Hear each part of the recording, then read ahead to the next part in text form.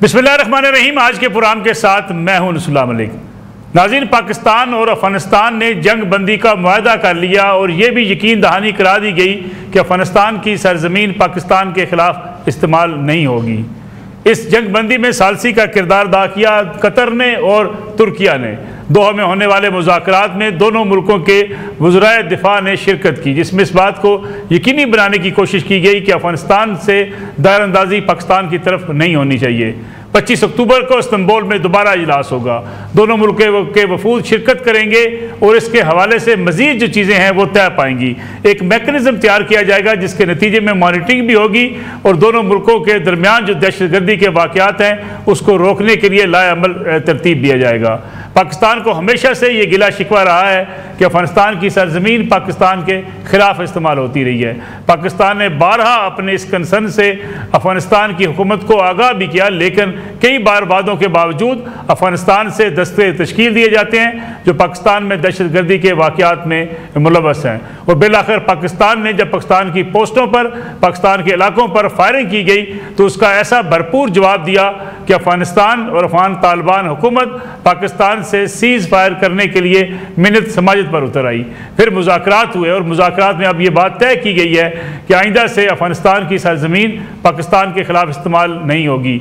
माजी में होने वाले मुज़ाकरात में भी ये बहुत वादे हो चुके। अमेरिका के साथ होने वाली बातचीत में भी अफ़गानिस्तान के तालिबान ने यह तस्लीम किया था कि वहाँ न किसी को कैंप बनाने की इजाज़त दी जाएगी और न ही किसी मुल्क के ख़िलाफ़ अफ़गानिस्तान की सरजमीन इस्तेमाल होगी। लेकिन पाकिस्तान को हमेशा से गिला शिकवा रहा है और पाकिस्तान में बहुत से वाक़यात के अंदर या अफ़गानिस्तान से आए हुए लोग या वहाँ पे ट्रेनिंग याफ्ता लोग मुलव्वस रहे हैं। हिंदुस्तान की प्रॉक्सी वहाँ पे मौजूद हैं, उन्हीं प्रॉक्सी को टारगेट किया पाकिस्तान की फ़ौज ने और निशाना बनाया, जिसके नतीजे में अफ़गानिस्तान की तालिबान हुकूमत मुज़ाकरात के लिए टेबल पर आ गई। पाकिस्तान और अफ़गानिस्तान की सूरत हाल के साथ साथ जायज़ा लेंगे खैबर पख्तूनख्वा का, जहाँ नौ मुंतखब वज़ीर आला सुहेल आफरीदी ने जरगा बुलाने का ऐलान किया है। क्या इस जरगे के नतीजे में जंग बंदी के बाद से होने वाले असरात का जायज़ा लिया जाएगा, दहशतगर्दी की रोकथाम के लिए कोई लाएअमल बनाया जाएगा, या महज जो बयानबाजी की जा रही है कि ऑपरेशन बंद किया जाए और ऑपरेशन बंद करने के नतीजे में फिर दहशतगर्दी से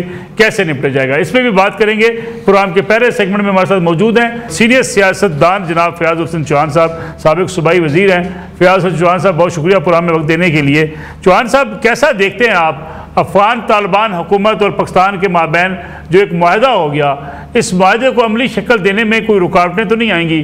क्या अब हम समझ सकते हैं कि दहशतगर्दी की लहर जो वहाँ से आ रही थी वो रुक जाएगी और उस पर अमल दरामद भी होगा? क्योंकि माजी में भी बारहा ये बात तो कही गई कि जी वहाँ की सरजमीन इस्तेमाल नहीं होने दी जाएगी, लेकिन उसके बावजूद पाकिस्तान को हमेशा से शिकायत रही है। बिस्मिल्लाहिर्रहमानिर्रहीम।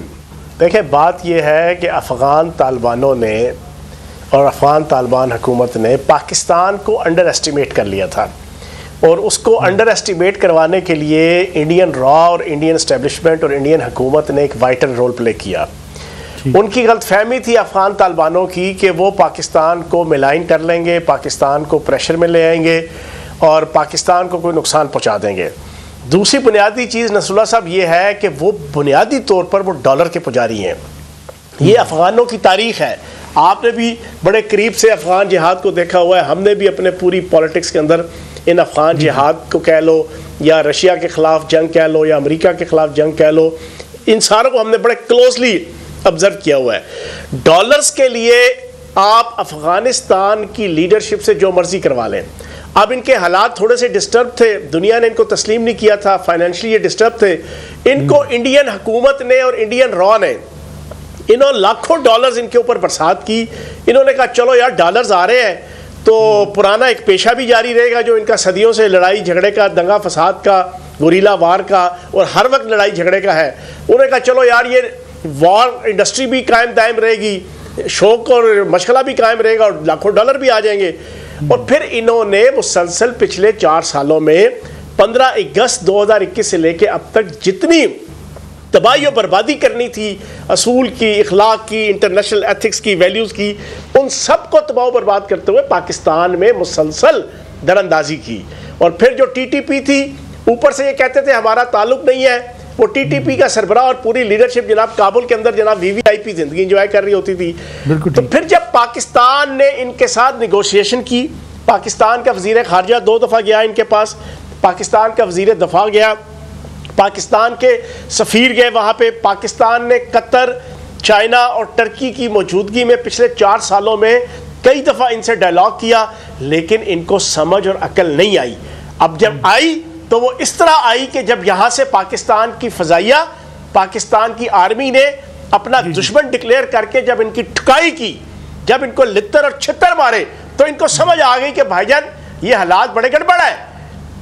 वो समझ रहे थे कि जनाब ये कोई मिनते तरले पे आएगा पाकिस्तान। पाकिस्तान ने कहा तुम्हारी ऐसी की तैसी, 4 साल तुम्हें समझाते रहे, 4 साल तुम्हारी मिनते की, 4 साल तुम्हारे तरले किए, 4 साल तुम्हें हमने कहा कि तुम हमारे बरादर इस्लामी मुल्क हो, 4 साल हमने तुम्हें याद दिलाया कि 50 साल हमने तुम्हारे 50 लाख बंदों को पाकिस्तान में पाला पोसा, रहना सहना, खाना पीना, तालीम, हर चीज, लेकिन इनको समझ नहीं आई। समझ आई तो फिर इस तरह आई जो पिछले 10 दिन आपने देखा। उसके बाद ये भागे भागे जनाब ये टेबल टॉक पे आए, फिर दोहा में इन्होंने जनाब कतर में बैठ के मुआहिदा किया है। मैं ये समझता हूँ कि मुआहिदा इन्होंने बरवक्त किया है और ठीक किया है। चौहान साहब, अगर ये मुज़ाकरात जिसका जिक्र पहले इमरान खान साहब भी कर रहे थे, यही आज पीटीआई कहती है कि जी बिलाखिर मुज़ाकरात करने पड़े, हम भी मुज़ाकरात की बात कर रहे थे, तो क्या ये मौक़िफ़ दुरुस्त था फिर पीटीआई का कि मुज़ाकरात करने चाहिए? नहीं, ज़मीन आसमान का नसरुल्लाह साहब फ़र्क है। अब जो दोहा के अंदर आपके मुज़ाकरात हुए हैं, ये तो कहते थे कि इनकी मिन्नतें करो, इनके तरले करो, इनकी झोली में बैठो, इनकी ठोडी को हाथ लगाओ और कोई ऐसा एक्शन इनके खिलाफ मत करो। ये तो उसके चक्रों में थे जिसकी वजह से आज तक हमने भुगता। जो 50,000 अपने मुंह से इन्होंने कहा जी मैंने जंगजू ला के यहाँ पे बसाए, ये तो हमने वो भुगता।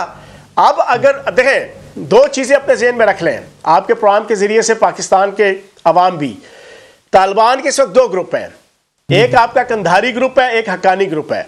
कंधारी ग्रुप मुल्ला उमर का बेटा मुल्ला याकूब जो है उसको लीड कर रहा है, हक्कानी ग्रुप जो है वो बाकी आपका जो है वो प्रो पाकिस्तान है वो। अब जो मुल्ला उमर का बेटा मुल्ला याकूब के जो सबसे बड़ा मैं समझता हूं कि आप कह लो कि गद्दार कह लो, पाकिस्तान के हवाले से बेवफा कह लो, आप उसको जो लफ्ज़ भी इस्तेमाल कर लो, वो भागा भागा दोहा आया। हालांकि वो पाकिस्तान की नफरत का झंडा लेकर इंडिया की गोद में बैठ के पिछले 5 साल से जो गुल छड़ियां उड़ा रहा था, बनता तो यह था कि अगर उसके अंदर गैरत होती तो कहता मैं नहीं आता पाकिस्तान के साथ बैठने के लिए। लेकिन पाकिस्तान की फौज ने और पाकिस्तान की आर्मी ने उनको नाको चने चबवाए और उनको दिल में तारे दिखाए, भागा भागा आया और आके उसने जनाब डायलॉग किया है, क्योंकि इनको समझ आ गई कि हम पाकिस्तान से नहीं लड़ सकते। और ये गुरीला वार नहीं है, इनकी गलतफहमी है। देखें, ये कहते हैं जी हमने बरतानिया को हराया, अमेरिका को हराया, रशिया को हराया। पहली बात तो यह है कि अमेरिका और रशिया को पिछले 50 सालों में अगर पाक फौज और ISI ना होती तो ये जिंदगी में भी कभी सोच नहीं सकते थे कि ये उनको हरा सकें। और फिर दूसरी चीज, रशिया के होते हुए अमेरिका ने सपोर्ट किया, अमेरिका के होते हुए चाइना ने, पाकिस्तान ने, रशिया ने, ईरान ने, सब ने सपोर्ट किया। और लेकिन सबसे इंपॉर्टेंट चीज ये है कि भाई ये गुरीला वार नहीं है, ना हमने तुम्हारे मुल्क के अंदर इन्वेजन करना है, ना हमने तुम्हारे मुल्क के अंदर जनाब घुसना है। हमारे पास इतनी टेक्नोलॉजी पाकिस्तान के पास है, इतनी प्रोफेशनल हमारी आर्मी और एयरफोर्स है कि हमने अपने मुल्क में बैठ के तुम्हारे दूसरी साइड पे ताजिकिस्तान और काजाकिस्तान और किर्गिस्तान तक तुम्हें हिट कर लेंगे। बिल्कुल ठीक है चौहान साहब, एक तरफ जो है ये मुआहदा हो गया, दूसरी तरफ जो है सुहेल अफरीदी साहब जो नौ मुंतखब वज़ीर आला हैं खैबर पख्तूनख्वा के, उन्होंने अपना पहला बयानिया ही, पहली तकरीर ये की कि वो मिलिट्री ऑपरेशन जो वहाँ पे हो रहे हैं, टारगेटेड मिलिट्री ऑपरेशन, उनको रुकवा देंगे, नहीं करने देंगे। दहशत गर्दी से लड़ने के लिए सूबाई हुकूमत का तावन तो बहुत ज़रूरी है। देखिए नसरुल्लाह साहब, लोगों को बेवकूफ़ ना बनाएं। आप माशाल्लाह जानते हैं, मैं जानता हूँ, जितने बाखबर अहले नज़र अहले दानिश लोग हैं पाकिस्तान के, सबको पता है कि आइन के आर्टिकल 245 के तहत हर सूबा वफाक से रिक्वेस्ट करके आपकी जनाब आर्म फोर्सेस को अपने इलाके में बुलाता है लॉ एंड आर्डर के लिए, अमन व अमान के लिए। मौजूदा भी जो फौजी ऑपरेशन KPK के अंदर हो रहा है वो PTI की हुकूमत की रेजोल्यूशन के ऊपर, असम्बली की अप्रूवल के ऊपर, हुकूमत की रिक्वेस्ट के ऊपर वफाकी हुकूमत आइन के आर्टिकल 245 के तहत कर रही है। ये क्यों लोगों को बेवकूफ़ बना रहे हैं? दूसरी चीज़ आपने नहीं करवाना, आप आइन के आर्टिकल 245 के तहत असम्बली के अंदर रेजोल्यूशन पास करें और वज़ीर आला लिख दे जनाब वफाक को कि हमें नहीं चाहिए ये ऑपरेशन, बात ख़त्म। लेकिन मेरी इंफॉर्मेशन ये है कि अगले महीने के एंड तक आपकी 27वीं तरमीम आ रही है, उस 27वीं तरमीम में इस शिक को भी ख़त्म किया जा रहा है। आइन का आर्टिकल 245 डायरेक्ट प्रोगेटिव होगा वफाक का, without the consultation and approval of province सूबा। तो ये सारी चीजें सॉर्ट आउट हो जाएंगी। भाई रियासत सबसे पहले है, मुल्क सबसे पहले है, आपके शहरी सबसे पहले है। मैं field marshal general Asim Munir की इस बात को खराज तहसीन पेश करूंगा कि पाकिस्तान के एक शहरी का खून लाखों करोड़ों अफगानियों और इंडियन से ज्यादा मुकद्दस है, बस हमारा ये ईमान है। सुहेल अफरीदी कितने मुख्तलिफ होंगे? आपने तो दावा किया था कि वो नहीं मुंतखब हो पाएंगे, आपने इस पे माजत भी कर ली, लेकिन चल पाएंगे अब वो? सर बात ये है, ढाक के 3 पात बड़े सगीर का एक मुहावरा है। सर बात ये है कि इसके पल्ले कुछ है ही नहीं है। मैंने तो इसको कहा है सियासी लवन्ना, पाकिस्तान की सियासत का टीन एजर। इसकी अप्रोच क्या है? इसकी देखो, इसने आके सिर्फ 3 काम किए। पहला काम इसने कहा सनम किधर है, सनम किधर है, सनम जावेद के मुतल्लिक बताओ, उसको क्यों गिरफ्तार किया, उसकी इंक्वायरी दिखाओ। पहला तो उसको सनम जावेद की याद आती रही, इसको बानी तहरीक इंसाफ की याद नहीं आई, इसको सनम जावेद की याद आई सबसे पहले तो। दूसरी चीज, इसने जनाब चाचा पशोरी चप्पल, वो जो कुपीतान चप्पल वाला ना, उसको बुलाया, उसको बुला के जनाब अपना नाप दिया। पहली दूसरी चीज, दूसरा शौक इसने ये पूरा किया। तीसरा शौक कह लो, ब्लंडर कह लो, गुनाह कबीरा कह लो, सियासी या कोई लफ्ज़ और कोई लक़ब दे दो, इसने कायद आज़म की तस्वीर को साइड लाइन पे किया, पाकिस्तान का झंडा उठाया और उसकी जगह अपनी पार्टी का झंडा लगाया। ये तो एबनॉर्मेलिटी, नीचपन और आप समझ लें कि छोटापन, ये इसने दिखा दिया। अब इसके पल्ले कुछ भी नहीं है, भड़के है। आपको याद है जो तकरीर की थी पहली, उससे तो ये शो होता था कि साहब बहादुर ने तकरीर खत्म करनी है, साथ ही पूरे केपीके को कहना है आयो मेरे पीछे पीछे, और पैदल ही जनाब अडयाला जेल की तरफ चल पड़ना था। और अडयाला जेल का दरवाजा तोड़ के, अंदर से बैरक का दरवाजा तोड़ के, बानी तहरीक इंसाफ को सर पे बिठा के जनाब वजीर आजम हाउस ले आना था। लगता तो ये था, लेकिन क्या हुआ, 2 दिन गुजरे, साहब बहादुर अडयाला रोड पे आए, दागल के मुकाम पे 2 किलोमीटर 3 किलोमीटर पहले पुलिस के चंद नौजवानों ने उसको रोका, रोक के कहा भाईजान अपनी औकात में रहो, आपकी इजाजत नहीं है कि आपने मुलाकात करनी है बानी तहरीक इंसाफ से। 1.5-2 घंटे वहां पे मिन्नतें तरले करता रहा और फिर एंड में इंटरव्यू दे के गया, देखो जी मैं 4 करोड़ आवाम का नुमाइंदा था, मुझे नहीं मिलने दिया गया, मुझे बड़ा अफसोस है, अस्सलाम वालेकुम, चला गया। ये है इसका मतलब ये कोई एहतिजाजी तहरीक नहीं चला पाएंगे सुहेल अफरीदी भी? सर आप बताएं, परसों जनाब इनके कैदी नंबर 804 या 420 जो भी कह ले, उन्होंने कॉल दी थी कि टीएलपी के साथ इजहार यकजहती के लिए पूरा केपी के बाहर निकल आए। और इस नए टीनेजर वजीर आला ने अपने लीडर के कहने पे बाकायदा वीडियो मैसेज चलाया कि अब भूल जाओ अली अमीन गंडापुर, अब मैं और मेरी माशूक, उसने कहा ना मैं आशिक हूं बानी तहरीक इंसाफ का, मुझे सिर्फ अपने आशिक से गर्ज है। तो आशिक और माशूक, उसने कहा कि मेरे माशूक ने यह कहा है कि आप सारे लोग सड़कों पे निकलो और टीएलपी के साथ इज़हार यकजहती जुमे वाले दिन करो। यकीन जाने पंजाब के अंदर फिर भी उक्का दुक्का आपको कोई परसों एक्टिविटी नजर आई, केपीके में रत्ती बराबर पूरे केपीके में कोई एक्टिविटी नहीं हुई। और भाई लोग तंग आ गए इनसे। नसरुल्लाह साहब, केपीके की आवाम नको नक हुई है, तबाही और बर्बादी, बेरोजगारी, लॉलेसनेस, महंगाई, कोई किसी किस्म के रूल्स एंड रेगुलेशन नहीं, और करोड़ों नहीं, अरबों नहीं, खरबों रुपए की लुटमार। लेकिन चौहान साहब, लेकिन इस वज़ीर की तब्दीली से इख्तलाफात खत्म नहीं हो जाएंगे? अब तो ना अली अमीन साहब का धड़ा है, ना जुनैद अकबर साहब का धड़ा है, एक कारकुन वज़ीर बन गया, फिर पार्टी पर जो कब्जे की जंग की बातें की जाती थी वो भी अब दम नहीं तोड़ जाएंगी? नसरुल्लाह साहब, एक इतनी बड़ी इनकी जंग शुरू हुई है। मैंने 2 दिन पहले एक टीवी चैनल में शो में कहा था, उसका क्लिप बहुत वायरल हुआ है, मैं आपके प्रोग्राम में दोबारा वो ब्रेकिंग दे दूं। आपको पता है इसको किस तरह उतारा गया अली अमीन गंडापुर को? अली अमीन गंडापुर अफरीदी ग्रुप है, मीना अफरीदी तो इकबाल अफरीदी तो गनी अफरीदी तो सोहेल अफरीदी, ये सारे ये बुनियादी तौर पे मुराद सईद का ग्रुप है। ये इकट्ठे बैठ के मौज मेला किया करते थे, इकट्ठे बैठ के अयाशी किया करते थे, इकट्ठे बैठ के सारी चीज़ें। उसमें हुआ ये कि पिछले 8-10 माह से अली अमीन गंडापुर ने कई दफ़ा हालत वजदान में बुशरा बीबी के खिलाफ, अलीमा बाजी के खिलाफ और हत्ता के बानी तहरीक इंसाफ के खिलाफ जनाब बड़ी नेगेटिव किस्म की गुफ्तगू कर दी। उसने कहा यार मैं तंग आ गया हूँ, इनको अपनी रिहाई की पड़ी हुई है, उन्हें यह नहीं पता कि मैंने अपनी जान हथेली पे रख के 3-4 दफ़ा लॉन्ग मार्च किया, मैं करोड़ों अरबों रुपए लगा रहा हूँ, लेकिन ये इनको समझ ही नहीं आती। और फिर हत्ता के गालियाँ तक निकालता था। ये हुआ क्या, मुराद सईद ने ड्यूटी लगाई इस पूरे ग्रुप की कि तुम आपस में बैठो, इसको फुल पीक पे ले जाके ना आलम वजदान में इससे गुफ्तगू कराओ और वो रिकॉर्ड कर लो। इन्होंने यही किया। सोहेल अफरीदी, मीना अफरीदी, इकबाल अफरीदी, गनी अफरीदी, ये सारा ग्रुप है। इन्होंने इकट्ठे बैठ के लगे थे इसको बिल्कुल होशो आवाज से, जब परे हो गया ना अली अमीन गंडापुर, इन्होंने डिस्कशन छेड़ी यही वाली, बानी तहरीक इंसाफ, बुशरा बीबी, अलीमा बाजी। अली अमीन गंडापुर ने रज के जो गाली गलौज करनी थी ना, वो असल हालत में भी हो तो उसकी ज़बान पे कंट्रोल नहीं है, तो आलम वजदान का तो फिर आपको पता ही है। उसने जनाब बुशरा बीबी को रगेद दिया, अलीमा बाजी को रगेद दिया, हत्ता के बानी तहरीक इंसाफ को भी रगड़ दिया। वो सारी रिकॉर्डिंग करवा के सोहेल अफरीदी ने दी अलीमा बाजी को। अलीमा बाजी गई जेल, उसने जेल में सुनाई जनाब बानी तहरीक इंसाफ को।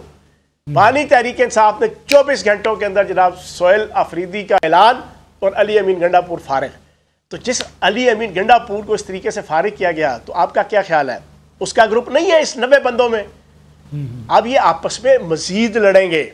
ठीक, इनकी आपस में टांगे खींचना, एक दूसरे का गिरबान पकड़ना, ये सारी चीजें आप मजीद देखेंगे। फैज हुसैन चौहान साहब बहुत शुक्रिया प्रोग्राम में वक्त देने के लिए। नाज़रीन एक ब्रेक का वक्त से वापस आएंगे तो बात करेंगे पाकिस्तान और अफगानिस्तान की जंग बंदी के हवाले से, और हमारे साथ मौजूद होंगे दिफाई तजियाकार जनाब ब्रिगेडियर रिटायर्ड हारिस नवाज साहब और उनके साथ सीनियर तजियाकार जनाब अब्दुल्ला गुल साहब।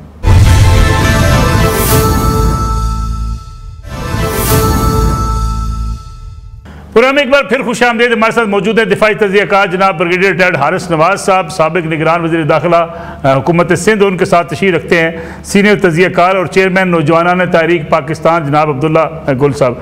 ब्रिगेडियर साहब, मुआहदा तो हो गया, कतर में एक लंबे मुज़ाकरात हुए, दोनों मुल्कों के वफूद ने अपना अपना मौक़िफ़ बयान रखा। पाकिस्तान का यक नुकाती मौक़िफ़ था कि हमारे खिलाफ अफगानिस्तान की सरजमीन इस्तेमाल न की जाए, जिसे तस्लीम भी कर लिया गया, ऐलान भी कर दिया गया कि वहाँ से किसी ग्रुप को पाकिस्तान के खिलाफ कार्रवाई की इजाज़त नहीं होगी। माजी में भी इस किस्म के वादे होते रहे, बार बार हमारी तवज्जो दिलाने पर यह बातचीत तो की जाती रही, लेकिन फिर इसकी वायलेशन भी हो जाती है। ये कितना देर पा होगा ये मुआहदा? देखिए नसरुल्लाह साहब, बात यह कि वाकई पहले वादे होते रहे हैं, खास तौर पे यही दोहा में अमेरिकन के साथ इनका यही मुआहदा हुआ था कि अपनी सरजमीन किसी टेररिस्ट ऑर्गेनाइजेशन को किसी मुल्क के खिलाफ इस्तेमाल नहीं करने देंगे, लेकिन उन्होंने उसकी पासदारी नहीं की है। एंड यू नो कि प्रॉब्लम यही है कि आइडियोलॉजी एक है जो इनको पैसा देता है उससे चल पड़ते हैं। अभी इंडिया की मिसाल आपके सामने है। अब जो मुआहदा है इसमें एक तो पाकिस्तान को ये फायदा हुआ कि पाकिस्तान ने इनके साथ जो पहले इनको यहाँ काफी ठीक ठाक इनको पनिशमेंट की है और इनके 22 पोस्टों पे कब्जा किया, इनके काफी लोग मारे गए जिसमें अफगान तालिबान भी थे, फौजी भी थे। फिर उसके बाद हमने इनके जो पेटकिया में जो खान भाई जो गुल बहादुर के लोग हमने हमारे 60-70 उनमें काफी लोग कमांडर भी मारे गए। सो नाउ दे रिक्वेस्टेड इन्होंने चीज फाइल की मीन्स कि हमने पॉइंट ऑफ स्ट्रेंथ से स्ट्रॉन्ग होकर इनसे मुज़ाकरात किए और सिंपल एजेंडा के जी आइंदा हमारी रिक्वायरमेंट ये कि कहीं अफगानिस्तान से कोई टेररिस्ट हमारे में नहीं, एंड दे एक्सेप्ट। साथ ही साथ उसके बाद हमने ये भी इंडिया की भी बड़ी बेइज्जती हुई कि इंडिया जहाँ भी वहाँ का हक में मुंह काला हुआ, यहाँ इन्होंने कोशिश की अफगानिस्तान से डिस्टेबलाइज करे, वो भी काफी हद तक लगता है सही हो गया। जहाँ भी ऐसी बात करते हैं शर्मिंदगी होती है। असल बात यह है कि ये अब जब 25 अक्टूबर को ये इस्तांबुल में मिलेंगे ना, that is the main thing, क्योंकि वहाँ पे चाइना भी गारंटी दे रहा है, उसके बाद ये तुर्की भी है और फिर उसके बाद कतर भी है।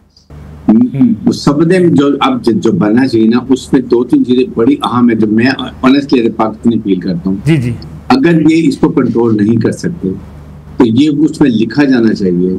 और एक और बात कि कोई ऐसी शिकें भी डाली गई हैं जो बातचीत हुई है जिसपे उन्होंने कहा कि इसको पब्लिक नहीं किया जाए। मीन के इंडिया को ये नहीं बताना चाहते कि कौन कौन सी बातें वो हैं जो इंडिया को बड़ी तकलीफ होगी। मीन के हमारे मतलब की काफी बातें आ गई हैं, लेकिन एक बात ये है कि देखिए वहां पर ये बात करें, अगर ये दोबारा इस वादे को तोड़ते हैं देन व्हाट नेक्स्ट। जी जी, नंबर 1 कि अगर ये नजरअंदाजी दोबारा होती है, दहशतगर्द होती है, तो पाकिस्तान को चाहिए कि सिंपल कहे कि देन हम इनको अपने इनके एरिया में जाके इनके खिलाफ कार्रवाई करेंगे, इनके जितने ट्रेनिंग कैंप्स है वो डिसमेंटल करेंगे, एडमिनिस्ट्रेटिव डिसमेंटल करेंगे और साथ इनके कमांडर्स को, दाइश से और फौजियों को हम मारेंगे, ताकि हम अपने लिए, अपनी अवाम की सलामती के लिए बका के लिए जो भी एक्टिविटी वो करेंगे और ये लेजिटिमेट होगी। अफगान तालिबान रजीम उसको ऑब्जेक्शन नहीं करेगी, क्योंकि this is the most important thing. अगर हम ये नहीं करते तो फिर ये तो वही बात है कि ये अब जाके और पैसा देगा बैठे रहेंगे। ये it should be part of it और इसको गारंटीज होनी चाहिए। ब्रेड साहब, आपको लगता है कैपेसिटी है अफगान तालिबान में, ये जो ग्रुप्स हैं वहां पे उनको कंट्रोल करने की कैपेसिटी है? देखिए, अगर ये कंट्रोल नहीं कर सकते ना तो issue then they should allow us, हमारी कैपेसिटी की हम ऐसे ड्रोन मारेंगे और एयर स्ट्राइक करेंगे, हमारे पास इनकी ऑल इंफॉर्मेशन है, कमांडर्स को भी मार देंगे, इनके सारे डिसऑर्गेनाइज कर देंगे, ट्रेनिंग कैंप उड़ा देंगे। जहां पर इनको आप देखें ना, बच्चों को ये अभी आज वो जो जमीन पकड़ा गया जिसका टैंक है पंजगूर के एरिया से, वो जो है उनको आप वहां पर बच्चों 3 महीने की ट्रेनिंग दे रहे हैं 18 से 22 साल के बच्चों को, और उनको ये सिखा रही है पाकिस्तान के खिलाफ जिहाद जायज है, और फिर जब पोस्टों को कैसे उड़ाना है तो धमाके थे आपने गाड़ी से, या आपने वो पोस्टों को कैसे करना है, ये गाड़ियों को कैसे उड़ाना है, तो ये चीजें हमें ये ट्रेनिंग जगहों को तबाह करनी। इसलिए हमें ये चाइना से, तुर्की से और कतर से ये बात कर लेनी चाहिए कि it should be part of that agreement. अगर ऐसी बात हो, we should be very clear, क्योंकि न्यू नॉर्मल में हमने जो एस्टैब्लिश किया है वो यही है कि hard state immediate will go and will sort out either Indians और अफगानिस्तान में हम जाएंगे एरिया में और जाके स्विफ्ट, डिसाइसिव, डिस्ट्रक्टिव पूरा काम करेंगे, इस पे नो प्रॉब्लम। बिल्कुल ठीक है। अब्दुल्ला गल साहब, ये जो मुज़ाकरात हुए दोहा के अंदर, कुछ लोग ये बयानिया बना रहे थे कि मुज़ाकरात करने चाहिए, मुज़ाकरात करने चाहिए। मुज़ाकरात तो हम हर दौर में हर वक्त करते रहे हैं, लेकिन जिस तरीके से हमारे ऊपर जो है वो हमले किए जा रहे थे, अफगानिस्तान की सरजमीन इस्तेमाल की जा रही थी, फिर हुकूमत पाकिस्तान ने और अफवाज पाकिस्तान ने जब ये तय किया कि नहीं, जब तक इनको हम सबक नहीं सिखाएंगे उसके बाद हम बात सुनेंगे, तो उसके बाद ही मुज़ाकरात जो है वो नतीजा खेज हुए। आप समझते हैं कि यही तरीका था, इसके अलावा कोई और रास्ता नहीं था? बिस्मिल्लाहिर्रहमानिर्रहीम, बहुत बहुत शुक्रिया मलिक साहब। देखिए, बात यह है कि और भी बहुत सारे तरीके हो सकते हैं, लेकिन मैं समझता हूं कि पाकिस्तान ने काइनेटिक और नॉन काइनेटिक दोनों जो मामलात हैं वो साइमल्टेनियसली चला रहे हैं। इसमें कोई शक व शुबा नहीं है कि इन मुज़ाकरात के हवाले से कोई इस तरह से मजबूत गारंटी मौजूद नहीं है। वैसे ही जिस तरीके से आपने देखा कि इजराइल और गजा के मामलात के ऊपर जब देखा तो फिर इजराइल ने उसकी वायलेशन की, लेकिन वायलेशन के ऊपर उसकी सरजनिश करने वाला जो है कोई क्लॉज मौजूद नहीं है। अफगानिस्तान के हवाले से भी आप देख लीजिए, क्या कतर जो है वो गारंटी देने की पोजीशन में है, तो जाहिर है वो एक छोटा सा मुल्क है, और दूसरी जानिब जो है भारत का पैसा जो है वो भी चल रहा है।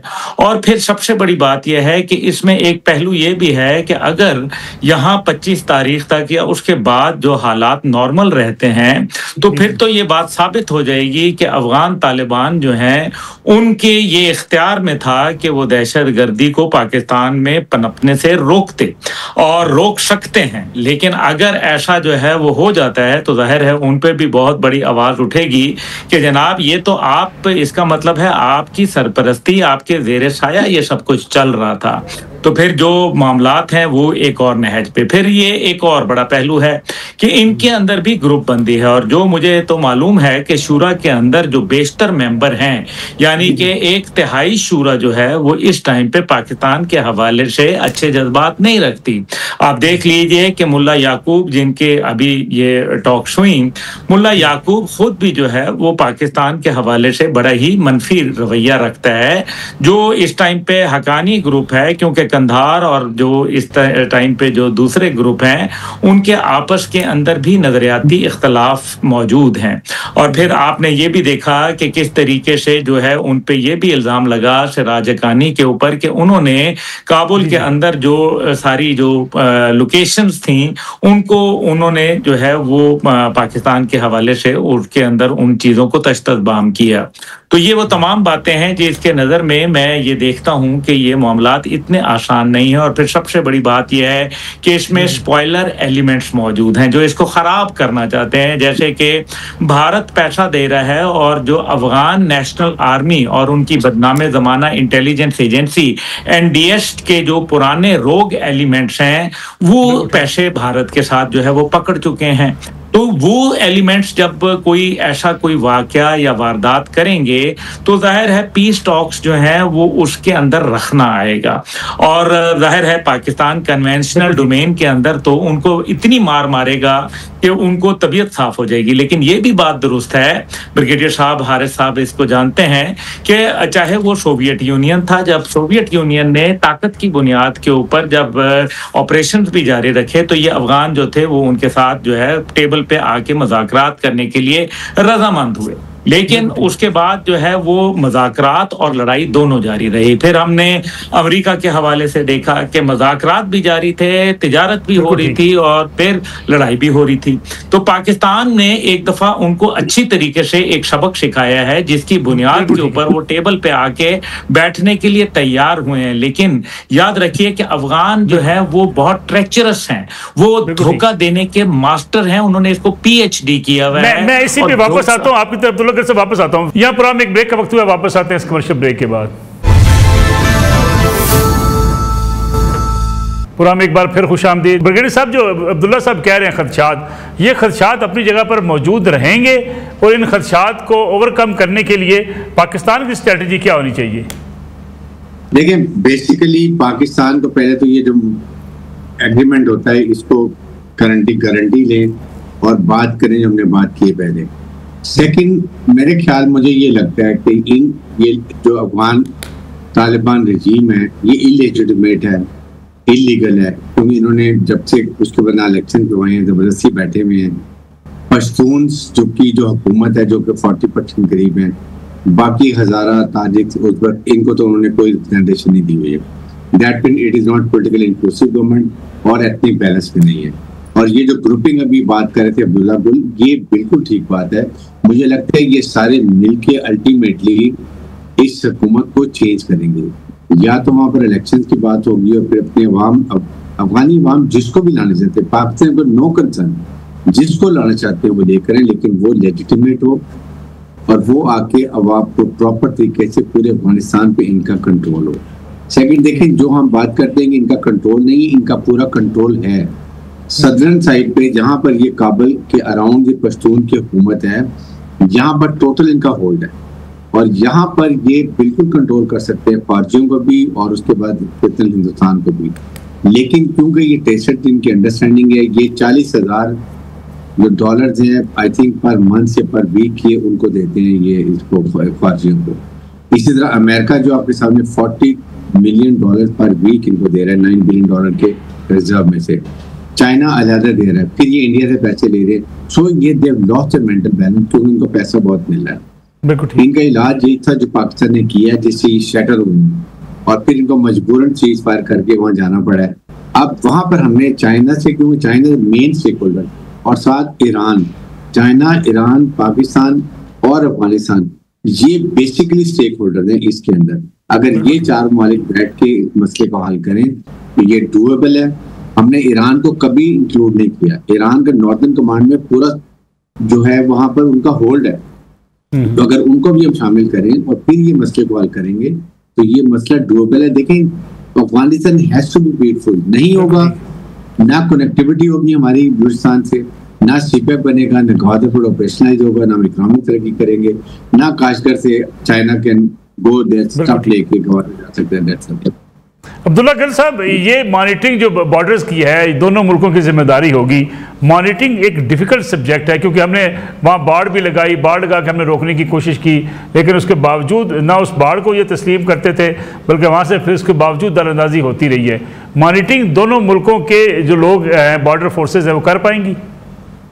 नहीं, बॉर्डर करना आपको पता है, जब तक के हमने देखा कि इजराइल के साथ जो है वो बाढ़ लगाई गई मिस्र के बॉर्डर के ऊपर, फिर उसके बाद 90 फुट जो ऊंची कंक्रीट की जब तक दीवार नहीं बनाई तब तक मामला नहीं चला। इसी तरह से मैक्सिको के साथ जो अमेरिका का मामला है वो भी इसी तरह से है। तो अमेरिका एक बहुत बड़ी ताकत है, पैसा है।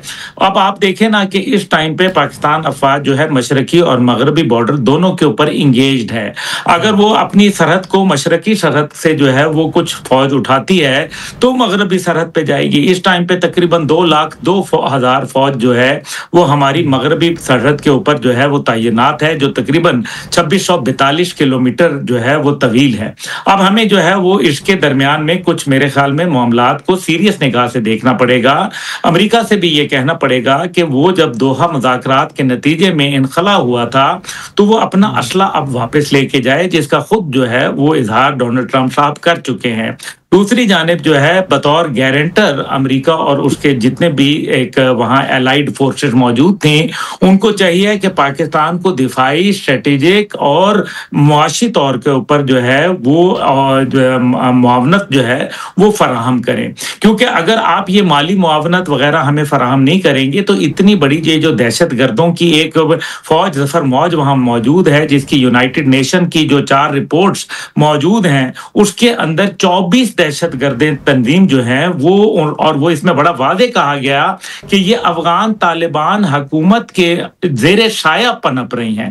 24 तंजीमें, जिसके अंदर ISKP है, जिसके अंदर दाइश है, जिसके अंदर जो है वो आपके TTP है, BLA है, मजीद ब्रिगेड है और इसी तरह से जमातुल अहरार है और न जाने कौन कौन सी और मजीद ऑर्गेनाइजेशंस हैं। तो ये तमाम की तमाम वहां पल रही हैं। तो क्या ये सिर्फ पूरा पाकिस्तान की जिम्मेदारी बन गई है? क्योंकि देखें ना, 20 साल वो वहां रहे हैं और 20 साल के बाद आप अगर ये भी देखें कि क्या उन्होंने इंक्लूसिव हुकूमत की बात की थी कि एक मशरूत हुकूमत बनेगी, वो मखलूत हुकूमत बनेगी, तो क्या वो मलिक साहब मुमकिन हुआ? नहीं हुआ ना। फिर वो इसका मतलब है कि तालिबान को जैसा तैसा करके वो छोड़ के चले गए हैं। हमारे बॉर्डर्स को इनसिक्योर करने के लिए फिर खास तौर पे जिस तरह से भारत की इसके अंदर एक उनकी बकायदा उनकी जो साजिश शामिल है, उनका बकायदा हाथ मुलविस है इसके अंदर, किसी से ढका छुपा नहीं है। तो क्या भारत के ऊपर किसी किस्म की पाबंदी जो है वो आयद की जाएगी? क्योंकि खुले आम देखे ना,